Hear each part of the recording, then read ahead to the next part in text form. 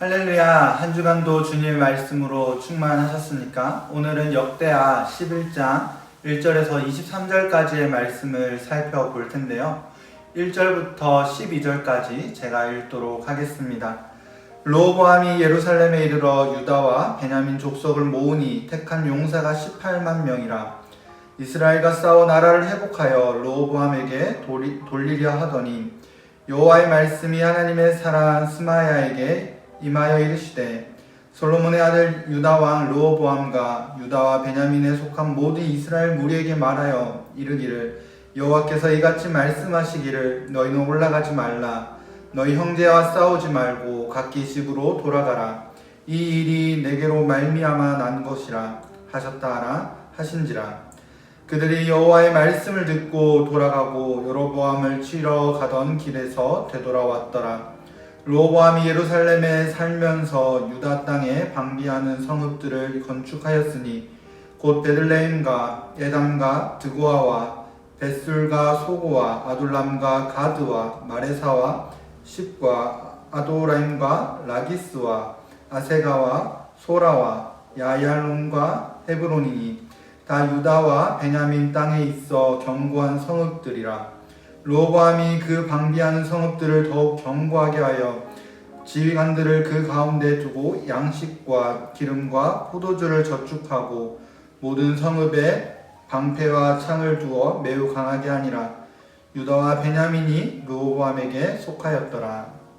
아멘. 오늘은 어제의 말씀과 이어지는 내용입니다. 어제는 한 나라였던 이스라엘이 북으로는 여로보암을 왕으로 하여 북이스라엘로, 남으로는 르호보암을 왕으로 남유다로 나뉘었음을 살펴보았습니다. 그리고 오늘 정통 왕이었던 르호보암이 유다와 베냐민 족속을 모았습니다. 그 수가 무려 18만 명이었습니다. 르호보암이 병력을 동원하여 북이스라엘로 나뉘는 것을 막으려고 침략하려 하였습니다. 그런데 하나님께서 하나님의 사람 스마야라는 인물에게 하나님의 말씀을 전하였습니다. 스마야는 르호보암에게 찾아와서 하나님의 말씀을 전합니다. 4절에 하나님의 말씀은 너희는 올라가지 말라. 너희 형제와 싸우지 말고 각기 집으로 돌아가라. 이 일이 내게로 말미암아 난 것이라 라고 말씀하였습니다. 르호보암은 하나님의 사람 스마야가 전한 하나님의 말씀대로 순종하였습니다. 그래서 모았던 18만 명의 병사들을 각기 집으로 돌아가게 하였습니다. 르호보암은 자신의 실수를 만회하기 위해 무력을 동원하여 이제 북이스라엘로 나뉘는 것을 막으려고 노력하였습니다. 그러나 이 결정은 모두가 파멸로 갈 수 있는 악수였습니다. 하지만 인간적인 생각으로는 르호보암의 선택은 분열을 피하고 싶고 분열을 막을 수 있는 유일한 방법이었을지도 모르겠습니다. 하지만 무력으로 서로를 향하여 서로를 죽이는 것은 큰 잘못입니다. 하나님께서는 이러한 잘못을 할 수 있었던 르호보암을 막으셨고 아무도 책임지지 못할 결과를 막으셨습니다. 이어 르호보암은 5절에서 12절을 통해 새로운 행보를 진행하고 있습니다. 르호보암은 동족을 향해 칼을 드는 것이 아닌 유다 성읍들을 보호하는 요새를 짓기로 마음먹었습니다. 이 요새들은 특이하게도 북이스라엘을 대항하기 위해 만든 요새가 아니라 동쪽과 서쪽 그리고 남쪽들의 성읍들을 보호하기 위해 지은 요새들입니다.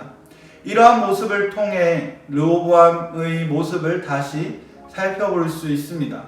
바로 르호보암은 실수를 저지를 수 있는 사람이었지만 하나님의 말씀에 순종하는 모습을 보여주고 있습니다. 르호보암은 하나님께서 북이스라엘을 허락하셨다는 뜻에 반대하지도 않았고 또한 북을 향해 성벽을 만들지도 않았습니다. 요새는 경계선의 의미가 있어서 북이스라엘을 적으로 두는 것이 아니라 언제나 하나님의 은혜로 다시 회복될 수 있음을 생각하고 있었던 것으로 보입니다.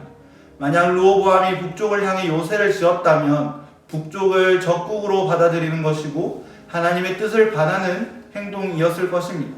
그렇기에 르호보암이 북을 향해 요새를 짓지 않았다는 것은 하나님의 말씀대로 나뉘어진 북이스라엘을 적으로 삼지 않겠다는 순종의 의미로 살펴볼 수 있습니다. 오히려 르호보암이 하나님을 경외하였을 때 하나님께서는 지키시고 그리고 견고하게 하셨습니다. 더 나아가서 여로보암이 하나님을 버리고 우상 숭배를 할 때에 북이스라엘의 제사장과 레위인들이 예루살렘으로 다시 돌아오는 것을 살펴볼 수 있습니다.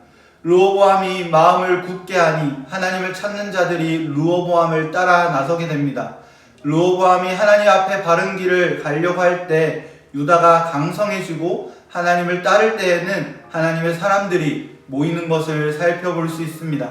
사랑하는 성도님들, 인간의 방법과 경험이 최선의 선택이라 생각되고 제일 좋은 답안지라 생각되는 우리들의 삶 속에서 마지막으로 하나님의 음성에 귀 기울이길 소망합니다.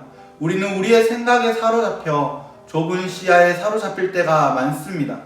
하지만 하나님께서는 광대하셔서 우리의 시선과는 비교할 수도 없는 큰 은혜와 하나님의 길로 우리들을 인도하십니다. 하나님의 길은 우리에게 더디게 느껴지더라도 하나님께서는 최선의 것을 허락하시고 우리에게 올바른 길을 열어주실 것입니다. 오늘도 이런 하나님을 의지하기를 간절히 소망합니다. 제가 기도하도록 하겠습니다. 은혜가 많으신 하나님 아버지, 오늘 르호보암을 살펴보면서 르호보암이 자신의 뜻대로 행하는 것이 아니라 하나님 말씀에 순종하는 것을 살펴보았습니다. 18만 명의 병사들을 다시 집으로 돌려보냈고 그리고 더 나아가서는 북쪽을 향해 요새를 짓는 행위를 하지 않았습니다.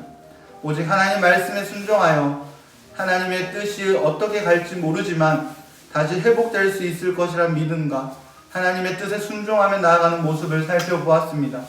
우리들의 삶을 살아가는 동안에 우리들이 어떠한 선택을 할지라도 하나님 뜻에 합당한 선택을 하게 하시고 하나님 뜻을 항상 묻는 사람들이 될 수 있도록 주님께서 은혜 내려 주시옵소서. 연약함을 다 품어주시는 예수 그리스도의 이름으로 간절히 기도드립니다. 아멘. 오늘 말씀을 묵상하시면서 주님 뜻대로 살기로 했네 라는 찬양을 통해 은혜가 충만하시길 소망합니다. 오늘도 주님 안에서 승리하시길 간절히 소망합니다.